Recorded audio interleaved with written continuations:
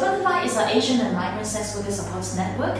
So it is our organization, it supports migrant sex worker and organize the sex worker together to fight for their rights. So we outreach and we have hotline. So we find that our experience working with the migrant sex worker, the Asian sex worker, is very different with what the people always being perceived in the media, like newspaper and how in the TV. So they are always like when we talk about migrant sex worker, the people immediately think about the victim, they're the traffic victim, they're the sex slavery. But actually, we found that their life is much more complex than that.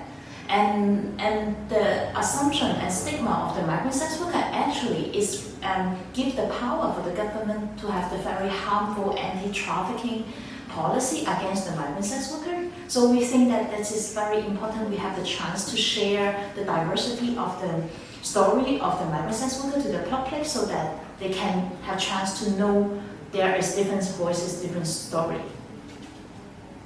I'm also like a sort of newcomer to the city, and I guess when I first came here, I realized like the mainstream sex workers movement is pretty white dominant.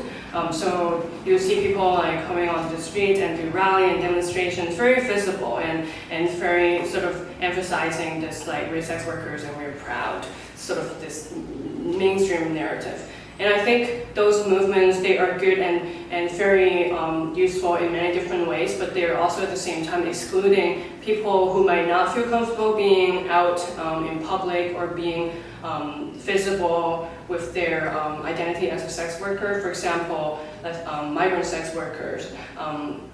Part of it might be because they have more like precarious immigration status, or they are in situations where they cannot come out.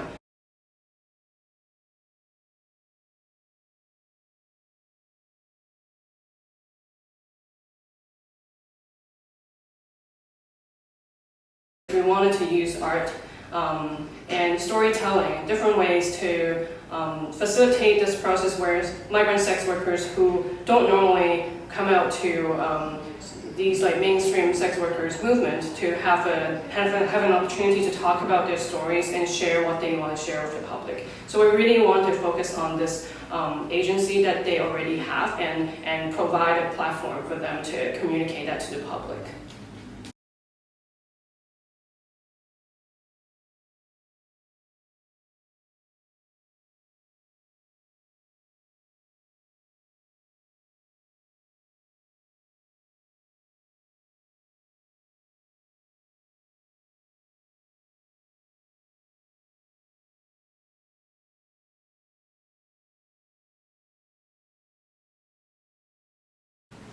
I think it's quite interesting for me. It's like, firstly, I really think that the process, there is two way of response. One is from the migrant sex work community. When we start the project with the community, the people think that art is so far away, it's not something I'm used to. So that how we start and involve the migrant sex worker to start the thing together when they come to see the exhibition, how they feel proud and what they want to tell the public. And I think this process, this kind of response is quite interesting. And the other is the response from the public. We think that, as we have mentioned, because we really want to use this exhibition to make the people have more chance to see the complexity of the story. And I think we're so glad so many people really take the time and come here to try to listen to the story. It's not something is always being told. Because like here, we talk about the story, but some people may come here, oh no, you don't talk about the story of why the migrant sex worker became the migrant sex worker. But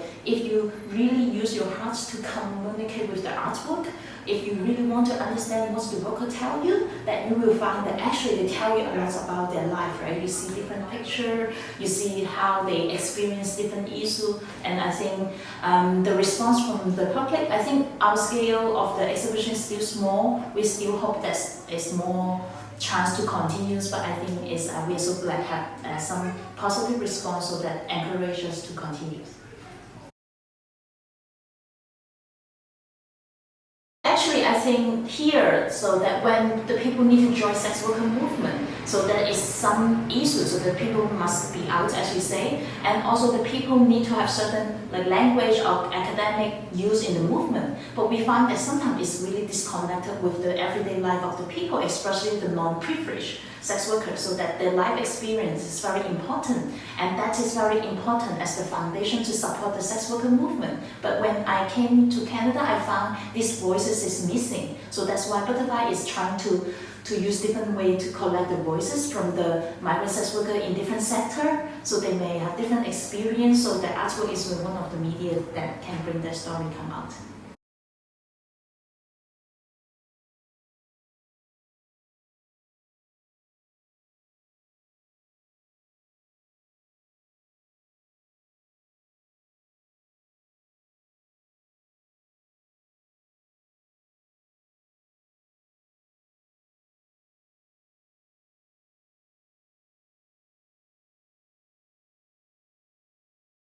Migrants experience race and detaining or deportation in ways that sort of sex workers who were born and raised here, who have citizenship, they don't necessarily experience those things.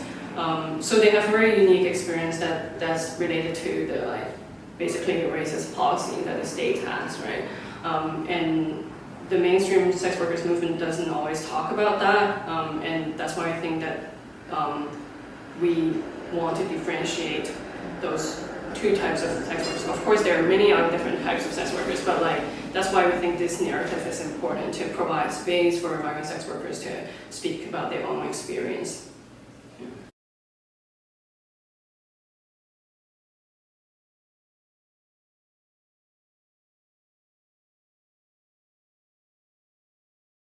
Our project is still small, so I think Butterfly we have people is from trans community, but so far we have outreached the male sex worker, but they don't involve in this project. And hopefully we will start have more like the people with different gender and race background, because I think that is also important. You see the diversity, but we are just the beginning.